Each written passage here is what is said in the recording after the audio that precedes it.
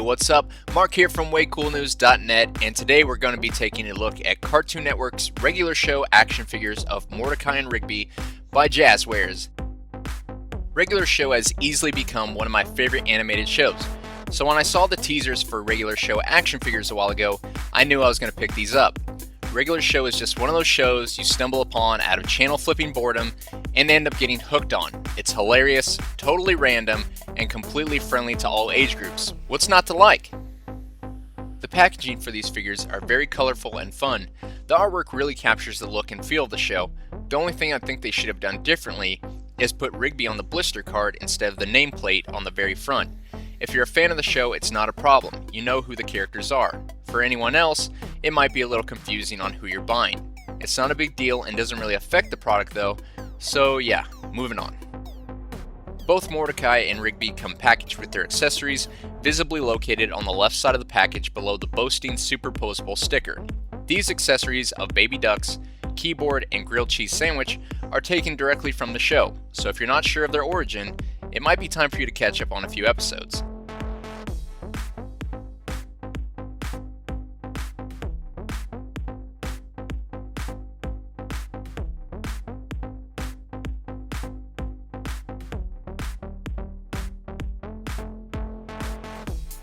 The back of the packaging gives a brief bio for the respected packaged character, as well as some small character portraits for other soon-to-be available characters including Pops and Benson.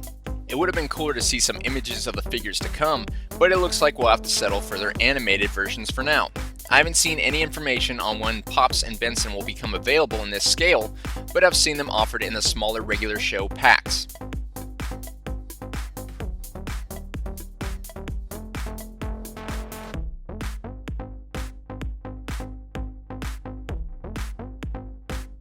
The design for both figures is pretty basic. After all, this is a figure of a two-dimensional character that sort of looks like it was drawn by a 5th grader.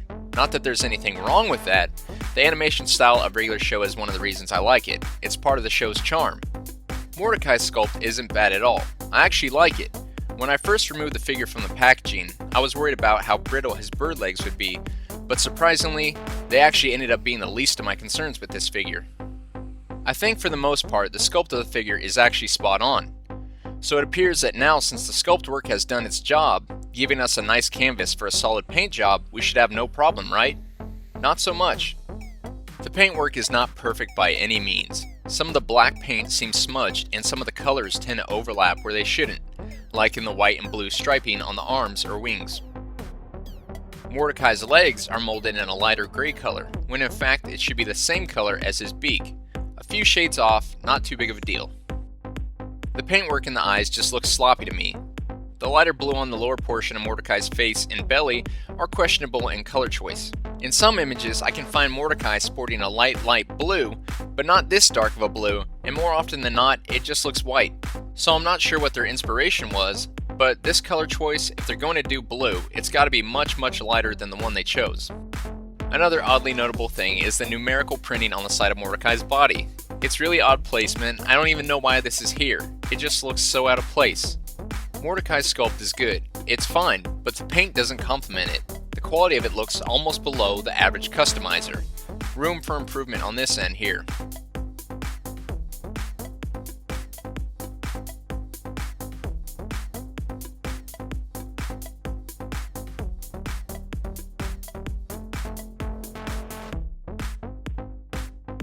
So let's move on to Rigby. The sculpt for Rigby, like Mordecai, does not disappoint. It's exactly what's needed. It's got all the right parts in the right places. The facial expression isn't a bad choice either. Surprising enough, I don't have any major qualms with Rigby's paint job. He looks to be molded mostly in a lighter brown and speckled with lightly shaded hair texturing. The mouth is nicely inset and the tongue is surprisingly painted thoroughly. The white paint in the eyes still look a little rough, but not nearly as bad as Mordecai's. It's definitely passable. That weird numerical printing comes up again on the back of Rigby. Maybe this is a figure based off of an upcoming episode where they're Rigby robot clones with serial numbers. I don't know. The paint and sculpt looks good in my opinion on Rigby and comes in as a big win this time around. So in terms of quality, the shorter of the two, Rigby comes in ironically towering over Mordecai.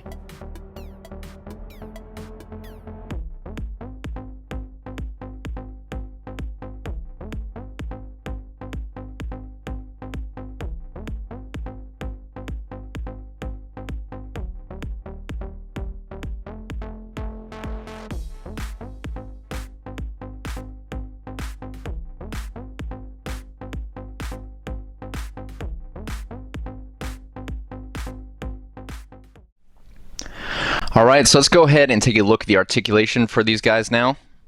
Let's start with Mordecai. Now Mordecai, he has a neck swivel, no up and down.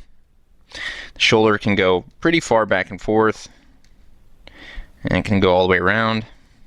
You can see the arms are pretty fluid. Joints aren't very stiff at all. And at the elbow, we can do a single jointed bend. Wish there'd been a swivel here, and I'll tell you that why in a second. At the wrist, we can also do another single jointed bend. This leg here can do an outward motion. If you swivel it around, you can get the leg to go forward, but then the leg is kinked off. It can't swivel at the knee. You can swivel the foot, but then that's about all you can do. It's alright for posing, but any sort of action moving, you're going to play with them. Good luck. So if I can get this back into order without making them look too crazy.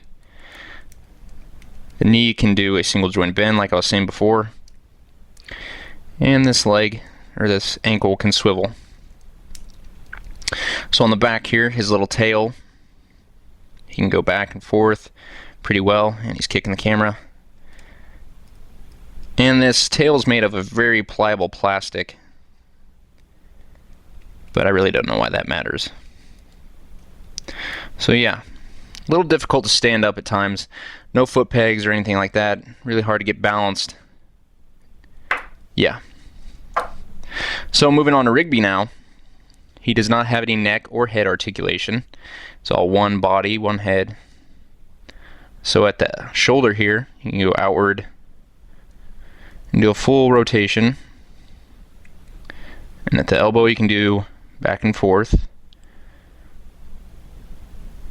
The wrist has a swivel. It's a little tiny wrist. Now at the top of the leg here, we can go outward and back and forth. The tail has a hinge, so you can smack him with it apparently. But no swivel, which is kind of odd. I would have liked to seen that. Now the tail here does have a swivel at the end. So, must have been one of those cost-effective cuts, which kind of ends up hurting the product on this one. Now, one of the things I was talking about before that I would have liked to seen with Mordecai is this elbow swivel. And that's because he comes with this power keyboard, right? Well, how is he supposed to play it? Look at that, he can't turn his elbow. So instead, you have him mashing on it like a 3-year-old. So maybe you can sit down and play it, right? Not really. Same problem. He sits there karate chopping it. Plus he falls over. So yeah, there's definitely a few shortcomings here and there on articulation. Today we're in an age where you have to have super articulation. Otherwise people are going to criticize your products pretty harshly. Look at that. Got it. So yeah, definitely room for improvement. But overall, if you're a fan of the show, it's a must to buy this. In the end, there's a few hits and a few misses. The figures aren't perfect, and there's definitely room for improvement in a lot of areas. The articulation, try as they might, is not all that great. It has way too many setbacks for me to be impressed by. Not to mention these figures are very hard to stand on any type of surface. Yes, any type. The accessories are a nice little touch, but I sometimes even have trouble getting the baby ducks to balance. That's not so cool. The power keyboard is one accessory I'm glad they included, but the thing is that it's just impossible for them to play. The articulation just isn't there, so instead, Mordecai has to carry it around like a purse all the time. The cheese sandwich is fine, but it'd be difficult to mess that up. Jazwares definitely needs to step up their game in the paint department, and I know they're doing their best to get there with the articulation. Hopefully, the addition of Dave Vonner to their team will bring a great wave of change and propel Jazwares to the next level. For more great toy reviews, be sure to keep watching. From WayCoolNews.net, I'm Mark, and this has been another Way Cool Review.